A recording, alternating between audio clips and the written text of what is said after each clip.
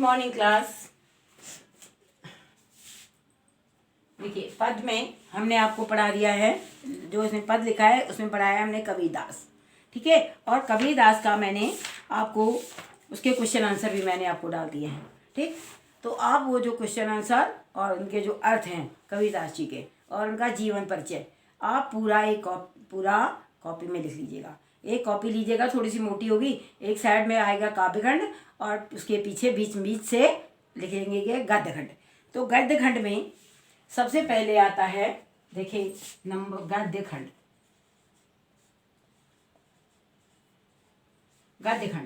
गद्यखंड में सबसे 1 नंबर है प्रेमचंद।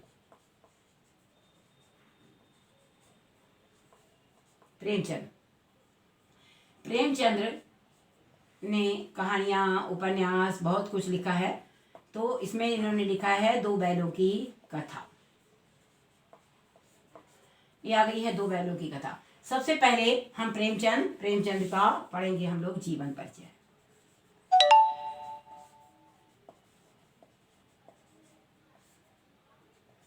ठीक है, सबसे पहले हम लोग पढ़ेंगे इनका जीवन परिचय, ठीक। तो प्रेमचंद्र जी जो थे, प्रेमचंद्र जी का जन्म सन 1880 ईस्वी में, जन्म सन 1880 ईस्वी, देखिए जन्म यहाँ पर लिख देंगे जन्म 1880 ईस्वी में बनारस के लमही ग्राम में हुआ था।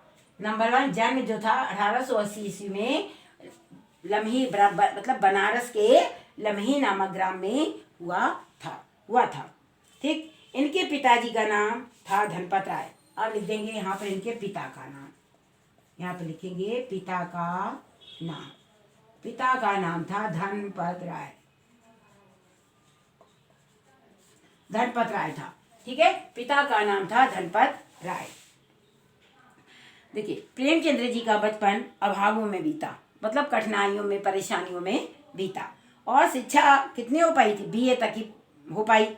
उन्होंने शिक्षा विभाग में नौकरी की, परंतु असहयोग आंदोलन में सक्रिय भाग लेने के लिए सरकारी नौकरी से इन्होंने त्याग पत्र दे दिया और लेखन कार्य के प्रति पूरी तरह ये समर्पित हो गए। सन 1936 ईस्वी में इस महान कथाकार का अंत हो गया। सन आया लिख देंगे मृत्यु लिख देंगे सन 1936 ईस्वी। सन 1880 ईस्वी में बनारस के लमही ग्राम में इनका जन्म हुआ था। इनके पिता का नाम था धनपत राय। समझ आया? इनके पिता का नाम था धनपत राय था और इनका जीवन जो था बहुत अभावों, कष्टों में व्यतीत हुआ। और मतलब क्या था, इनकी शिक्षा कहाँ तक हो पाई? BA तक ही हो पाई थी और उसके बाद में BA तक हो पाई और इन्होंने शिक्षा विभाग में नौकरी भी की, परंतु वहाँ से इन्होंने त्याग पत्र दे दिया क्योंकि वे सक्रिय मतलब आंदोलन में सक्रिय भाग लेने के लिए इन्होंने सरकारी नौकरी जो प्राप्त हुई थी ना अध्यापन कार्य के लिए, वो इन्होंने उनसे त्याग पत्र दे दिया। और लेखन कार्य के प्रति मतलब लिखने के लिए वो पूरी तरह समर्पित हो गए। मतलब वो सिर्फ अपने लेखन में कविता, कहानियाँ, उपन्यास ये सब लिखा उन्होंने। तो मृत्यु हो गई सन 1936 ईस्वी में, इनकी मृत्यु हो गई। बहुत शॉर्ट सा इनका जीवन परिचय है। क्या लिखेंगे? जिनका जन्म सन 1880 ईस्वी के बनारस के लमही ग्राम में हुआ था। इनके पिता का नाम धनपत राय था। इनका जीवन जो था बहुत ही अभावों में व्यतीत हुआ। इनका मतलब शिक्षा जो थी BA तक ही इनकी शिक्षा हो पाई थी और इन्होंने शिक्षा विभाग में नौकरी भी की, परंतु असहयोग आंदोलन में भाग लेने के कारण इन्होंने सरकारी नौकरी से त्याग पत्र दे दिया और ये सक्रिय आंदोलन में कूद पड़े। और इन्होंने क्या किया, मतलब वे लेखन कार्य के प्रति समर्पित हो गए। सन 1936 ईस्वी में इस महान कथाकार का अंत हो गया। इनकी कहानियाँ कौन सी? मानसरोवर जो है प्रेमचंद्र जी की जो कहानियाँ हैं मानसरोवर, वो 8 भागों में विसंकलित हैं। जैसे सेवा सदन, प्रेमाश्रम लिखते हैं यहाँ पर, देखिए सेवा सदन लिखेंगे, प्रेमाश्रम,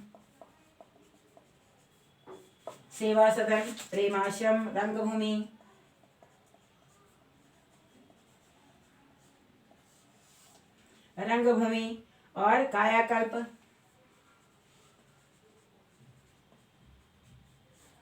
कायाकल्प आ गया निर्मला, ठीक है ना, निर्मला, गबन,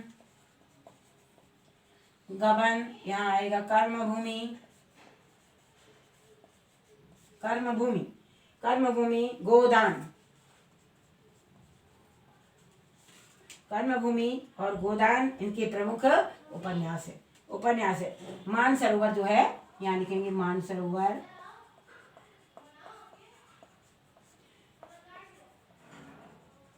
मानसरोवर के 8 भाग हैं, मानसरोवर के 8 भाग हैं। तो पहला सेवा सदन 1 2 3 4 5 6 7 और 8, मतलब 8 भागों में विभक्त है। सेवा सदन, प्रेमाश्रम, रंगभूमि, कायाकल्प, निर्मला, गबन, कर्मभूमि और गोदान, ठीक है। इस तरीके से मतलब पहला इनका मतलब मानसरोवर लिखा है। मानसरोवर के 8 भाग होते हैं। 8 भाग में इसमें आता है सेवा सदन, दूसरा आता है प्रेमाश्रम, तीसरा आता है रंगभूमि, चौथा आता है कायाकल्प और पांचवा निर्मला, गबन, प्रेम, कर्मभूमि और गोदान। ये इनके हैं सारे उपन्यास, ये इनके सारे क्या हैं, इनके सब उपन्यास, ठीक, ये इनके सब उपन्यास हैं। इन्होंने हंस, जागरण और माधुरी आदि पत्रिकाओं का संपादन भी किया। हंस, देखिए यहाँ भी लिखेंगे पत्रिकाएं, पत्रिकाएं आएगा हंस, जागरण, हंस, जागरण और आ गया माधुरी। ये मतलब पत्रिकाएं हैं। हंस, जागरण और माधुरी इन्होंने पत्रिकाओं का संपादन भी किया।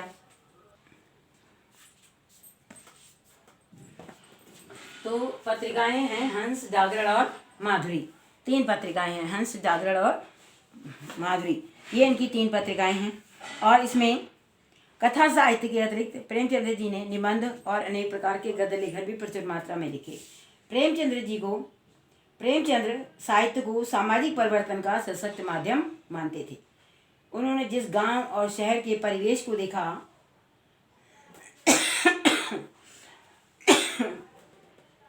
उन्होंने जिस गांव और शहर के परिवेश को देखा वहाँ उसकी अभिव्यक्ति उनके कथा साहित्य में मिलती है। मतलब कथा जो उन्होंने कथा कहानियाँ लिखी, जिस प्रकार के गांव को देखा, गांव में ज़्यादातर इनकी जो कहानियाँ हैं वो गांव परिवेश मतलब गांव के ही मतलब गांव के वातावरण को देखकर ही लिखी गई हैं, ठीक है ना। प्रेमचंद जी का कथा का संसार जो है बहुत ही व्यापक है, बहुत बड़ा है। उनमें मनुष्य ही नहीं पशु पक्षियों को भी उन्होंने मतलब मनुष्य को ही नहीं लिया, उन्होंने पशु पक्षियों को भी इसमें मतलब पशु पक्षियों को भी ले लिया है और उससे उन्हें बड़ी आत्मीयता भी मिली है। पशु पक्षियों की भी उन्हें अद्भुत आत्मीयता मिली है।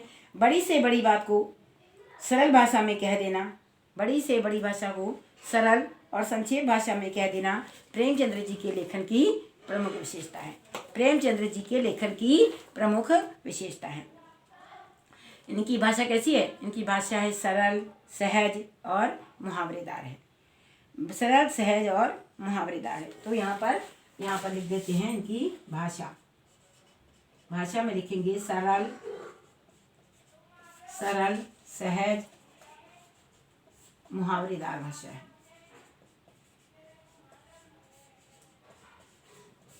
ठीक। इनकी भाषा सरल, सहज और मुहावरेदार इनकी भाषा है, ठीक है। तो प्रेमचंद्र जी जो थे, प्रेमचंद्र जी का जन्म सन 1880 ईस्वी के बनारस के लम्ही नामक ग्राम में हुआ था। मेन पॉइंट लीजिएगा। इनके पिता का नाम था धनपत राय था। इनका जीवन बहुत अभाव में व्यतीत हुआ। इनकी शिक्षा जो थी BA तक ही हो पाई थी और इन्होंने अध्यापन कार्य प्रारंभ किया। लेकिन क्या हुआ कि सक्रिय आंदोलन में भाग लेने के कारण इन्होंने अपनी सरकारी नौकरी से त्याग पत्र दे दिया और ये सक्रिय आंदोलन में कूद पड़े। और इन्होंने अपना लेखन कार्य भी जारी रखा। मृत्यु सन इनकी 1936 ईस्वी में हो गई, ठीक है। अब इसके बाद में इनकी आती है रचनाओं में लिखते हैं प्रेम सरोवर, सबसे मेन है इनका प्रेम सरोवर। प्रेम सरोवर के 8 भाग होते हैं। नंबर 1 सेवा सदन, प्रेमाश्रम, रंगभूमि, कायाकल्प, निर्मला, गबन, कर्मभूमि और गोदान, ये इनके हैं उपन्यास। अब इसके बाद में आती है इनकी पत्रिकाएं, हंस, जागरण और माधुरी। इन्होंने पत्रिकाओं का संपादन किया। भाषा इनकी है सरल, सहज और इनकी भाषा मुहावरेदार है। आप इसको वैसे भी लिख सकते हैं कि मतलब प्रेमचंद्र जी ने ऐसा नहीं है कि मतलब शहरी जीवन कोई व्यक्त किया है। इनकी कहानियों में ज़्यादातर गांव के सामाजिक परिवेश का भी वर्णन मिलता है। और सामाजिक परिवेश में खाली मनुष्यों को ही नहीं, मतलब पशु पक्षियों को भी इनकी भाषा में स्थान दिया। पशु पक्षियों को भी मतलब समाज में स्थान दिया गया है। और बड़ी से बड़ी बात को सरल भाषा और संक्षेप, बड़ी से बड़ी बात को संक्षेप और सरल भाषा में कह देना, यही प्रेमचंद्र जी की सबसे बड़ी विशेषता है। इनकी भाषा सरल, सहज और मुहावरेदार इनकी भाषा है। इन्होंने क्लास 9th में ऐसा कहानी दी है। सबसे पहले दो बैलों की कथा दे दी है। तो दो बैलों की जो कथा है, देखिए दो बैलों की कथा के माध्यम से प्रेमचंद्र जी ने कृषक समाज, कृषक मान क्या होता है? कृषक क्या होता है? किसान समाज और पशुओं के भावात्मक संबंध का वर्णन किया है। मतलब किसान समाज, कृषक समाज और पशुओं के समाज का, पशुओं का मतलब किसानों का समाज, मतलब किसान और पशुओं के भावनात्मक संबंध का वर्णन किया है। ठीक है, संबंध का वर्णन किया है। इस कहानी में उन्होंने यह भी बताया है कि स्वतंत्रता सहज में नहीं मिलती। बताया कि स्वतंत्रता जो है ऐसे वैसे नहीं मिल जाती, सहज में मतलब ऐसे ही प्राप्त नहीं हो जाती है। उसके लिए धीरे धीरे संघर्ष भी करना पड़ता है। इस प्रकार से परोक्ष रूप से ये कहानी आज़ादी के आंदोलन की भावना से जुड़ी है। मतलब हमें आज़ादी कैसे प्राप्त हुई? हमें आज़ादी प्राप्त करने के लिए अपने आप को बहुत लोगों को बलिदान होना पड़ा, है ना। कुछ लोग दीवारों में चुन दिए गए। बहुत लोगों ने अपने आप को मतलब बहुत लोगों ने अपने आप का त्याग कर दिया, मतलब बलिदान कर दिया। तो ये जो आंदोलन है, मतलब ये जो हमें आज़ादी जो है ऐसे ही प्राप्त नहीं हुई है। हमें बहुत कठिन परिश्रम के द्वारा ये प्राप्त हुई है। इसलिए इसके साथ ही इस कहानी में प्रेमचंद्र जी ने पंचतंत्र और हितोपदेश की कथा परिवेश का उपयोग और उन्होंने विकास भी किया है। पंचतंत्र और हितोपदेश, इस कहानी में उन्होंने पंचतंत्र और हितोपदेश के कथा परंपरा का भी इन्होंने वर्णन किया है। मतलब कहते हैं कि जो पशु पक्षी होते हैं, बैल मतलब पशु पक्षी होते हैं, या ये जो पशु समाज होता है, इनमें भी भावनात्मक संबंध होते हैं। ये भी आपस में बातें करते हैं। और इनको यदि हम लोग ध्यान से देखें तो हमें पता चलता है, तो हमें ये ज्ञात होता है कि ये भी आपस में बातें किया करते हैं और इनका आपस में भी भावनात्मक संबंध होता है। जिस प्रकार से मनुष्य के प्रति पशु भी अपनी भाषा एक दूसरे को बताते हैं। पशु भी मतलब आपसी बातचीत करते हैं और अपनी भाषा जो है, अपनी भाषा के द्वारा एक दूसरे को अपने भावों का वर्णन भी करते हैं। तो यहाँ पर प्रेमचंद्र जी ने लिख दिया है दो बैलों की कथा। देखिए, दो बैलों की जो कथा है, कहते हैं जानवरों में गधा जो है सबसे ज़्यादा बुद्धिमान समझा जाता है। जानवर जो होते हैं, जानवरों में जो गधा होता है तो सबसे ज़्यादा बुद्धिमान होता है। क्यों? हम जब किसी आदमी को परले दर्जे का, मतलब उच्च आदमी का बेवकूफ़ कहते हैं, तो हम लोग क्या कह देते हैं? उसे गधा कह देते हैं, गधा कहीं का कहते हैं ना। तो गधा कह देते हैं। गधा सचमुच बेवकूफ़ होता है। वह उसके सीधेपन और सहिष्णुता नहीं उसे ये पदवी देती। वो मतलब इतना सीधा है, कोई उसे मारे पीटे कुछ भी करे, लेकिन क्या करता है? वो ऐसा का वैसा ही खड़ा रहता है, सब हर चीज़ को सहन कर लेता है। तो उसे कहते हैं गधा जो सब कुछ सहन कर ले, उसे कहते हैं गधा। इसका निश्चय नहीं किया जा सकता कि गाय जो है सींग मार देती है, गाय को गुस्सा चढ़ जाए तो वो सींग मार देती है। ब्याही हुई गाय तो सिंगनी का रूप धारण कर लेती है। ब्याही हुई गाय मतलब जो गाय बच्चा देती है, उस समय यदि उसको छेड़ दिया जाए तो वो क्या करती है? वो तो ऐसा रूप धारण कर लेती है जैसे सिंगनी का रूप धारण कर लेती है। उसको हाथ लगाने भर की देर है कि वो सिंगनी का रूप धारण कर लेती है, शेरनी बन जाती है। कुत्ता भी बहुत गरीब जानवर है। कुत्ता भी बहुत गरीब जानवर है, लेकिन कभी कभी उसे भी क्रोध आ जाता है। परंतु गधे को तो कभी क्रोध ही नहीं आता।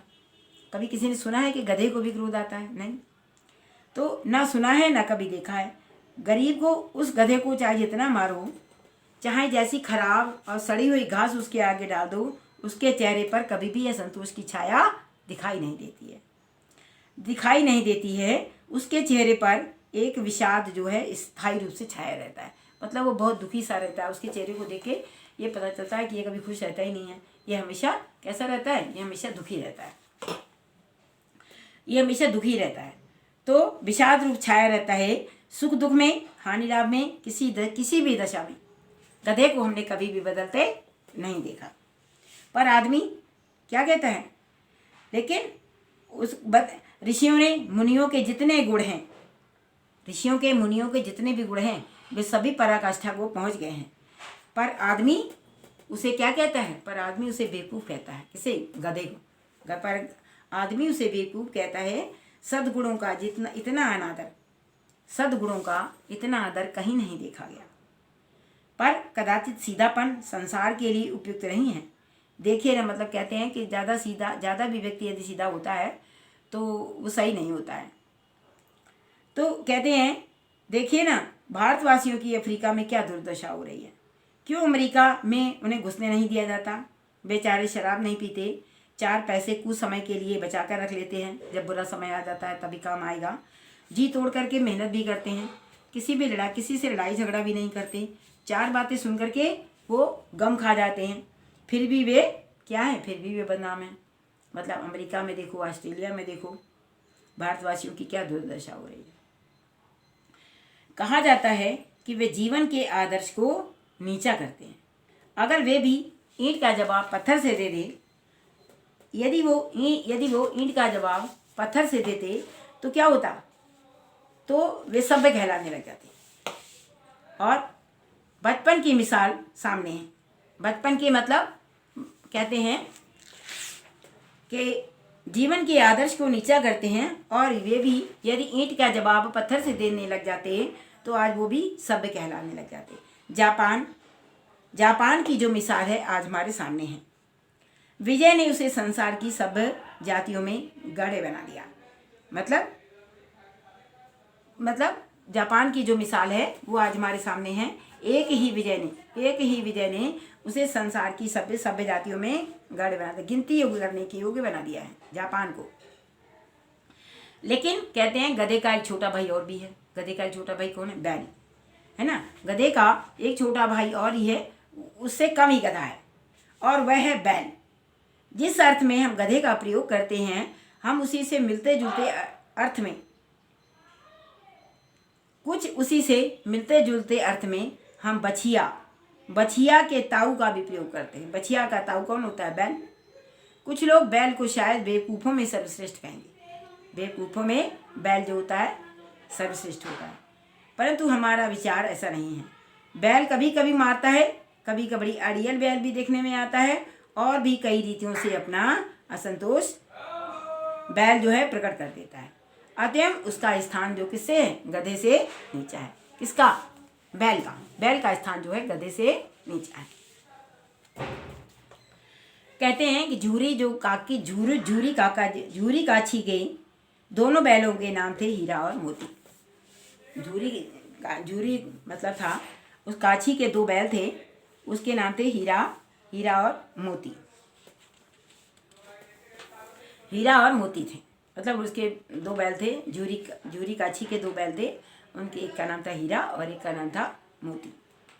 दोनों पछाई जाति के थे। पछाई जाति मतलब होता है पशुओं में एक जाति होती है, पशुओं में एक प्रकार की जाति होती है, उसे कहते हैं पछाई जाति। ठीक है, तो दोनों पछाई जाति के थे। सुंदर, काम में चौकस, डील में ऊंचे थे। क्यों? बहुत दिनों तक साथ रहते दोनों में भाईचारा बहुत हो गया। मतलब हीरा और मोती जो थे बैल दोनों, उनमें भाईचारा हो गया, प्रेम से रहने लगे। दोनों आमने सामने या आसपास बैठे हुए एक दूसरे से मुख भाषा में अपने विचार विनिमय करते। मतलब मुख भाषा में मतलब अपनी भाषा में वो क्या करते थे? आपस में विचार विनिमय करते, मतलब आपस में बातें किया करते थे। एक दूसरे की मन की बात कैसे समझ जाता था, एक दूसरे की मन को वह कैसे समझ जाता था, हम नहीं कह सकते, हम नहीं जानते। मतलब पशुओं की भाषा को हम नहीं जानते हैं। अवश्य ही उनमें कोई ऐसी गुप्त शक्ति होगी जिससे जीवों की श्रेष्ठता का दावा करने से मनुष्य वंचित है।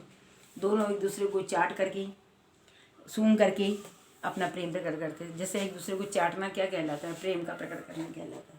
क्या कहलाता है? प्रेम का प्रकट करना कहलाता है।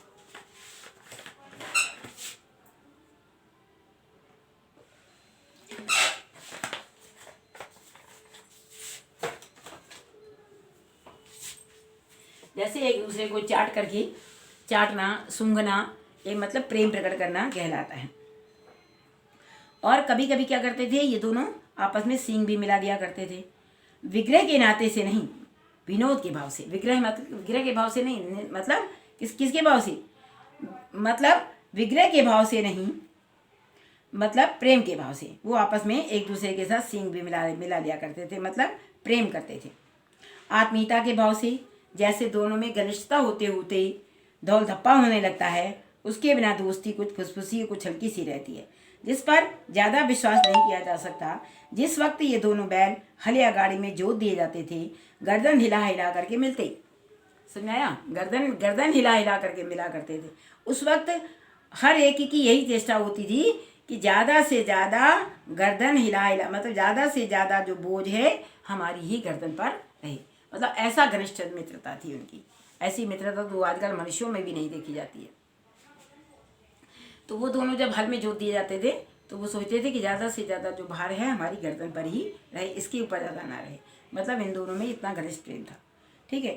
तो कि ज़्यादा से ज़्यादा बोझ मेरी गर्दन पर है। दिन भर के बाद दोपहर या संध्या को दोनों जब खोले जाते तो दोनों एक दूसरे को चाट चूट करके अपनी थकान मिटा दिया करते, और खली भूसा पड़ जाने के बाद चाट चूट कर अपनी थकान मिटा लिया करते। नींद में कहते हैं मिटा लिया करते। नांद में खली भूसा पड़ जाने के बाद में दोनों साथ साथ उठते, साथ ही नांद में मुंह डालते। मतलब इतना प्रेम था उनका कि वो साथ ही उठते, साथ ही खाते और साथ ही बैठते थे। एक यदि मुंह नांद से हटा लेता तो दूसरा भी अपना मुंह हटा लेता था। संयोग की बात क्या हुई? संयोग की बात हुई कि झूरी ने एक बार गोई को ससुराल भेज दिया। मतलब गोई क्या होती है? गोई कहते हैं बैलों का जो जोड़ा होता है ना, दो बैलों का जो जोड़ा होता है उसे कहते हैं गोई, ठीक है ना। दो बैलों का मतलब दो बैलों का जोड़ा, उसे कहते हैं गोई। तो कहते हैं संयोग की बात है, झूरी ने एक बार गोई को ससुराल भेज दिया। बैलों को क्या मालूम कि वो कहाँ भेजे जा रहे हैं। उन्होंने समझा कि हमें झूरी ने बेच दिया। अपना यूँ बेचा जाना उन्हें अच्छा नहीं लगा। अच्छा लगा हो या बुरा ये तो कोई जान नहीं, हम लोग तो नहीं जान पाए। लेकिन झूरी के साले गया को घर तक गोई ले जाने का में दांतों पसीना आ गया। दांतों पसीना आ जाना मतलब होता है उसे बहुत कष्ट का अनुभव होना। वो दोनों जाना नहीं चाहते थे, जहाँ पर पैर खड़ा करते थे वहीं पर खड़े हो जाते, वो जाना नहीं चाहते थे वहाँ से। तो उन्होंने समझा था कि झूरी ने हमको इसके हाथों बेच दिया। लेकिन कहते हैं वो पीछे से हाँकता तो दोनों दाएं बाएं भाग जाते, पगैया पकड़कर आगे से खींचता तो दोनों पीछे की ओर लगाते। कहने का मतलब यह है कि इतना सब कुछ करने के बाद भी वो मतलब वहाँ पर उनके यहाँ जाना नहीं चाहते थे। उसने बहुत मतलब मेहनत की, बहुत बड़ी कोर कसर उठा रखी, मगर अगर मेहनत से काम ना चलता तो वो कहते हैं कि मतलब बैल जो है अपने आप सोचते हैं कि इन्होंने हमको इसके हाथों बेच दिया। तो झूरी को चाहिए था कि यदि हम कम काम कर रहे थे तो हमसे और काम करा लेते, हमसे और काम करा लेते। लेकिन हमसे इतनी मेहनत से काम नहीं चलता था तो और काम करा लेते। लेकिन हमने तुम्हारी चाकरी में उनका बैल कहते हैं मर जाना कबूल था, लेकिन हमने कभी आपके आगे दाने चारे की शिकायत भी नहीं की है। तुम्हारी चाकरी में जो कुछ मिला हमने सिर झुका करके खा लिया, फिर तुमने हमें इस जालिम के हाथ क्यों भेज दिया। तो वो जा रहे हैं और वो जो दोनों बैल हैं वो इस प्रकार से सोचते हुए जा रहे हैं कि हमको मतलब गया के हाथ क्यों भेज दिया। उनका जो साला था गया, उसको उन्होंने दोनों बैलों को मतलब उनके घर भेजा था। इसको ये प्रतीत हुआ कि हमको शायद बेच दिया गया है। तो वो कहते हैं कि यदि हमसे मतलब हम ज़्यादा काम नहीं कर पाते थे तो बोला होता हम और काम कर लेते और मेहनत कर लेते, लेकिन हमको इनके यहाँ तो बेच क्यों दिया गया, क्यों बेच दिया गया है ना। इससे काम नहीं चलता था तो हम और काम कर लेते। आपकी चाकरी में मर जाना कबूल था, लेकिन आपने जो कुछ भी हमें दिया हमने से झुका करके खाया, फिर तुमने हमें इस जालिम के हाथ क्यों बेचा। मतलब वो इस प्रकार से सोचते हैं। संध्या समय दोनों बैल अपने नए स्थान पर पहुंच गए। कहाँ पर? उसके साले के घर में पहुंच गए। ठीक। तो दिन भर के भूखे थे, लेकिन अब नाद में लगाए गए तो एक ने भी उसमें मुंह नहीं डाला। क्यों? उनका दिल भारी हो रहा था। जब मन भारी होता है तो खाने पीने को भी मन नहीं करता है, चाहे उसमें वो इंसान ही क्यों ना हो, चाहे वो पशु ही क्यों ना हो, है ना। जब उन्होंने उसे अपना घर समझ रखा था, है ना, उसमें घर समझ रखा था, वो कहते थे यही हमारा घर है। कौन सा?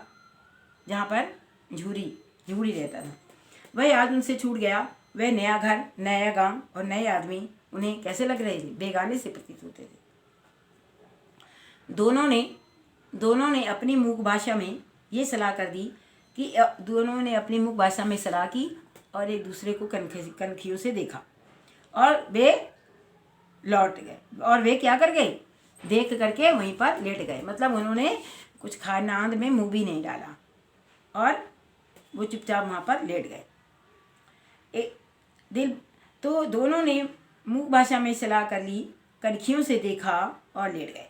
जब गांव में सोता पड़ गया, सो गए सब लोग। जब मतलब सोता पड़ गया मतलब होता है जब गांव में सब लोग सो गए तो दोनों ने जोर लगाकर पगहे तोड़ा डाले, घर की तरफ चले।